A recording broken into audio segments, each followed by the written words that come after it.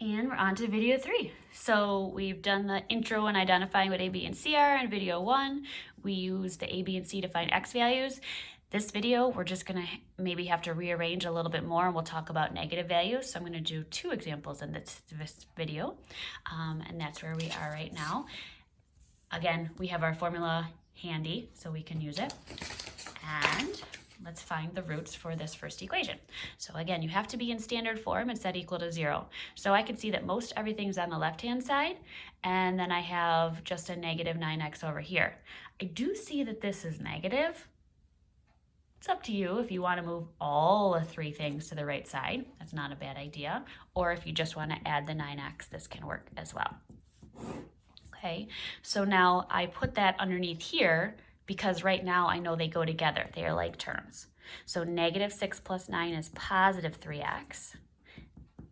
And now I have everything set equal to 0. But I don't have it in standard form, so you might have to rearrange here. So the first thing you should have in order is the x squared. So that term with the highest exponent, x squared exponent since we're quadratic, that should come first. Then just the x, then just the constant. Okay, now you can identify, this is the first time where we've had an A be negative, and honestly it's not going to change much. B is 3 and C is 10. So we're going to use our formula that we always have near us. X equals negative B plus or minus square root of B squared minus 4 times A times C all over 2 times A. Okay, so x equals negative 3 plus or minus, taking our time, 3 squared is 9. 4, we could do this one of 2 ways. We could type in a negative 4, a negative 9, and a 10. I prefer to type in, let me clear this out from yesterday's video, 4 times 9 times 10 is 360, and negative times a negative is a positive, so that'll be plus 360 all over negative 18. So underneath the radical, we have 369 divided by negative 18. Now we need to figure out if we could simplify radical 369 at all. Is there a possibility where one of these special numbers, these perfect squares, can possibly be a factor? I feel like I'm always missing one. 1, 2, 3, oh, we go.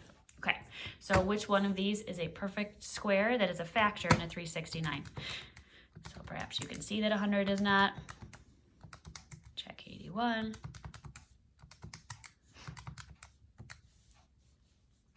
49 comes next. I'm realizing now that this is a larger number, so perhaps we should have had to go on, but they're not factors. So let's see, 369, where was I? 36, 369 divided by 25. Oh, 9. 9 times 41. Okay, so square root of 9, square root of 41. Square root of 9 is 3. So we can rewrite this as 3 radical 41. And then everything gets divided or simplified with the negative 18. So if I were to simplify negative 3 and negative 18, that would become 1 over 6.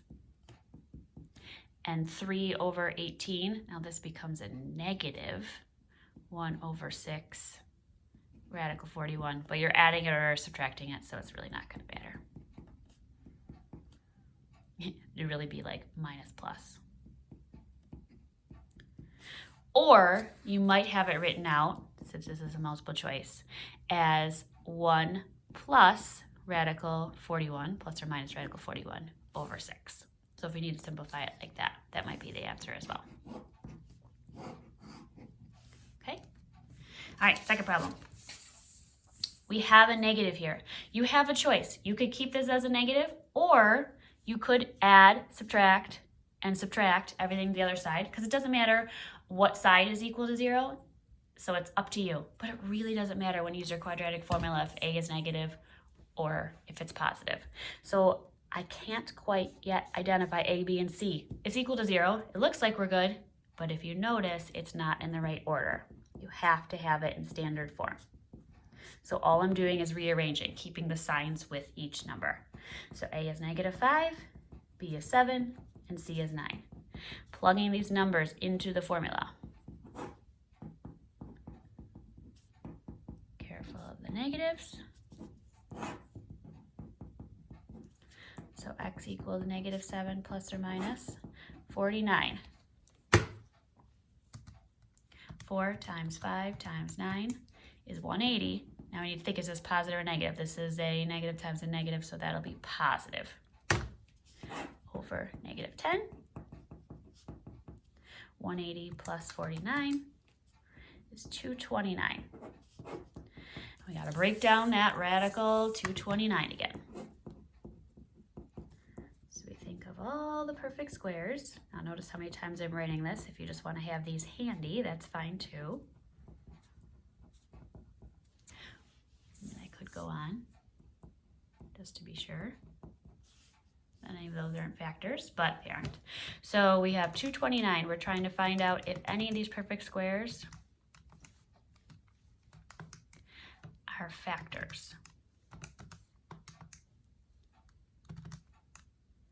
And we'll know they're factors if we get an integer.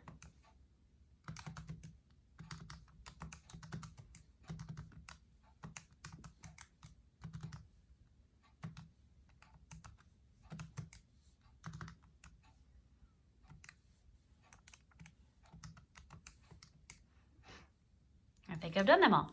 So that means I can't break down radical 229. So there's the answer.